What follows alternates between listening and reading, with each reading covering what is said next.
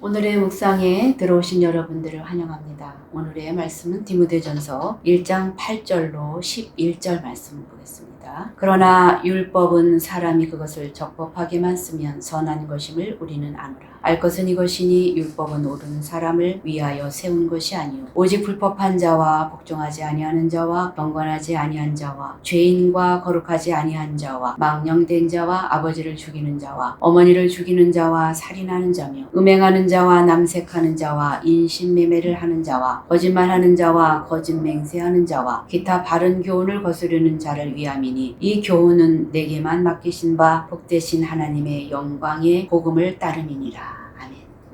거룩하신 하나님 은혜를 감사합니다. 이 시간에도 말씀을 전하고 들을 때 깨닫는 지혜를 더해 주시옵소서. 예수님 이름으로 감사하며 기도합니다. 아멘. 오늘의 말씀은 율법의 참된 목적에 대해서 살펴보려고 합니다. 저자는 그릇된 율법주의자들을 공격하면서 율법 자체를 옹호하고 있습니다. 즉 잘못은 율법 자체에 있는 것이 아니라 그 용법에 있다는 것이죠. 그러므로 저자는 이제 바른 용법을 가르치는 것인데 율법은 선한 것이며 죄를 알게 하는 회개케 하는 일을 한다 말하죠. 그러나 율법주의자들은 이 율법의 구원을 도구로 보려고 합니다. 이것이 잘못된 것이죠. 그리스도가 오셔서 하나님의 구원을 이미 믿는 사람들에게 주셨고 그들은 믿음으로 말미암아 의롭다함을 받았는데 이를 알지 못하고 율법을 다시 구원의 조건으로 보는 것은 시대착오요 역행인 것임을 말하는 것입니다. 8절 보겠습니다. 그러나 율법은 사람이 그것을 적법하게만 쓰면 선한 것임을 우리는 아노라. 여기 사람은 이단자들을 가리키는 것이 아니고 그들을 포함하는 일반적인 사람들을 가리키고 있습니다. 율법을 적법하게만 쓰면 이 말 속에 적대자들이 율법을 법있게 쓰지 않는다는 사실이 내포되어 있습니다. 그들은 그들의 주장을 정당화하기 위해서 율법을 적절치 못하게 사용하는 것이죠. 그들은 율법의 원래 용도를 왜곡하여 구원의 방편으로 사용하려고 합니다. 그들은 율법을 사용하여 복음을 파괴시키려고 하는 것이죠. 율법은 선한 것인 줄 우리가 아노라.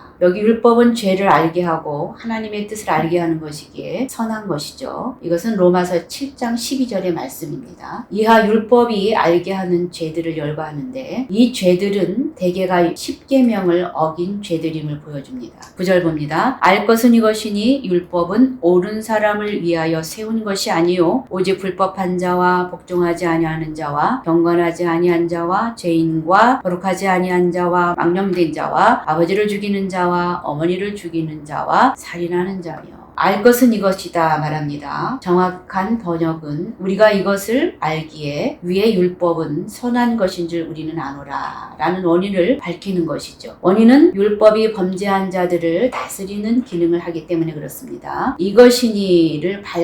이것이니를 이유를 밝히고 있습니다. 여기서 율법은 옳은 사람을 위하여 세운 것이 아니요. 그랬다면 율법은 선한 것, 의미 있는 것이 못 됩니다. 왜냐하면 옳은 사람에게는 율법이 필요하기 때문에 그렇죠. 오직 불법한 자와 복종하지 아니하는 자며 이것은 율법은 인간이 불법을 행하고 있을 때 복종하지 않고 있을 때 그 불법과 불복종을 알게 하는 역할을 한다는 것이죠. 경건치 아니한 자와 여기서 경건치 아니한 자는 내적으로 하나님을 섬기지 않는 자 여기서 죄인은 외적으로 하나님을 섬기지 아니하는 자를 말해줍니다. 그래서 제1계명과 제2계명을 어긴 자들을 말해주고 있습니다. 거룩하지 아니한 자와 거룩하지 아니한 자는 하나님의 신성성에 합당하게 행하지 않은 자를 말했죠. 그리고 망령된 자는 거룩한 영역을 짓밟는 자. 그래서 성전을 범한 그러므로 3계명과 제4계명을 어긴 것을 가리키고 있습니다.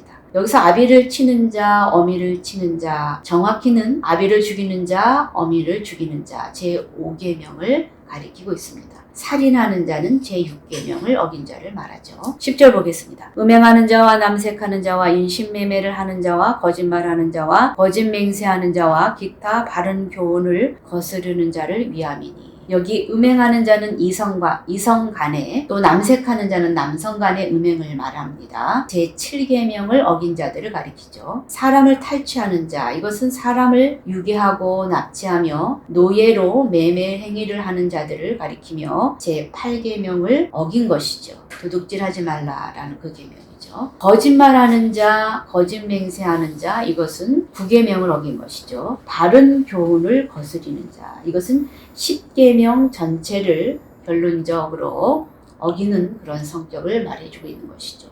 그래서 총괄적 성격은 결국 모든 죄는 다 포함되는 어구라고 할 수 있겠습니다. 여기서 바른 교훈은 건전한 교훈이란 뜻으로 목회 서신서의 특징적인 어구이죠. 디모데후서 4장 3절에 보면 때가 이르리니 사람이 바른 교훈을 받지 아니하며 말하고 있습니다.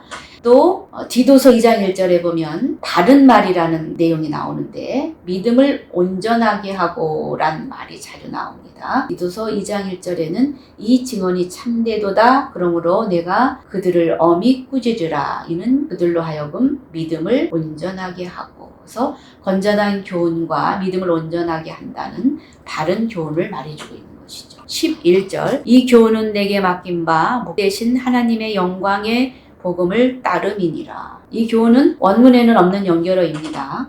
이것이 바로 앞에 바른 교훈에 연결되는지 문맥상으로 이렇게 애매성이 있는데 율법의 한계성을 인정하고 영적인 그 건강을 가져다주는 바울의 교훈이야말로 복음과 일치하는 것으로서 바른 교훈과 연결이 되어지는 것이 이 교훈이죠. 이단자들의 그 메시지는 율법의 한계성도 인정하지 않고 따라서 복음과도 일치하지 않는 것이죠. 여기 내게 맡긴 바, 이 말씀은 정확히는 내가 맡게 된 바라는 뜻이죠. 바울은 이하에서 자신과 복음의 관계를 말씀해주고 있는 것이죠.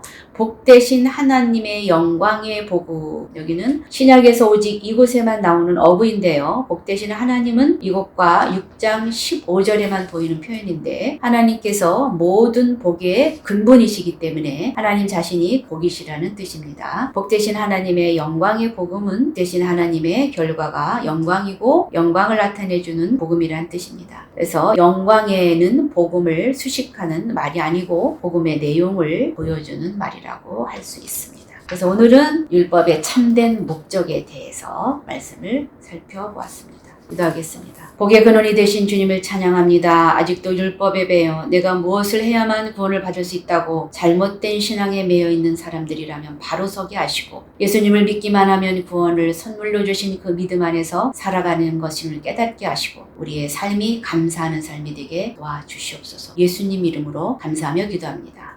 아멘.